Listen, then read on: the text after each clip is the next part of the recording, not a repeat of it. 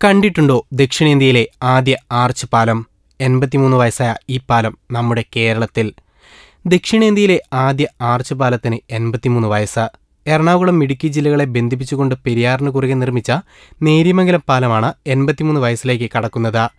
ആലുവ മൂന്നാർ റോഡിലെ പ്രധാനപ്പെട്ട നേര്യമംഗലം പാലം ഇപ്പോൾ കൊച്ചി ധനുഷ്കോടി ദേശീയപാതയിൽ കേരളത്തിൽ വരുന്ന ഭാഗത്തെ പ്രധാന പാലവുമാണ്.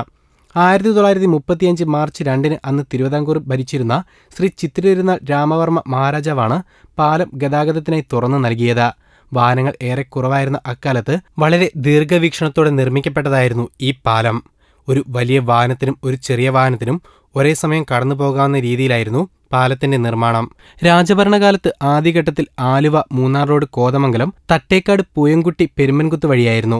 1857 യൂറോപ്യൻ പ്ലാന്റേഷൻ കമ്പനിക്ക് വേണ്ടി തിരുവിതാംകൂർ രാജാവിന്റെ അനുമതിയോടെ സർ ഡാനിയൽ ജോൺ മൺട്രോ വൈപ്പ് നിർമ്മിച്ചതായിരുന്നു തട്ടേക്കാട് വഴിയുണ്ടായിരുന്ന പഴയ ആലുവ മൂന്നാർ രാജപാത. കോതമംഗലത്തു നിന്നും 50 കിലോമീറ്റർ യാത്ര കൊണ്ട് വളരെ എളുപ്പത്തിൽ മൂന്നാർ എത്തുന്ന തരത്തിലായിരുന്നു പഴയ രാജപാത നിർമ്മിച്ചിരുന്നത്.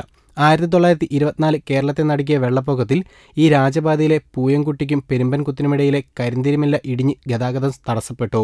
ഇതിലൂടെയുള്ള ഗതാഗതം പുനഃസ്ഥാപിക്കുവാൻ രാജഭരണവും ബ്രിട്ടീഷുകാർ ശ്രമിച്ചെങ്കിലും ഫലം കണ്ടില്ല. ഇതേ തുടർന്നാണ് 1931-32 കാലഘട്ടത്തിൽ ഇപ്പോഴത്തെ കൊച്ചി ധനുഷ്കോടി ദേശീയപാതയുടെ ഭാഗമായ കോതമംഗലം, നേര്യമംഗലം, അടിമാലി വഴിയുള്ള റോഡ് നിർമ്മിക്കപ്പെടുന്നത്.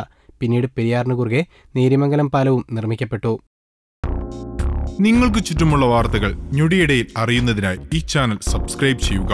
Media Blasters.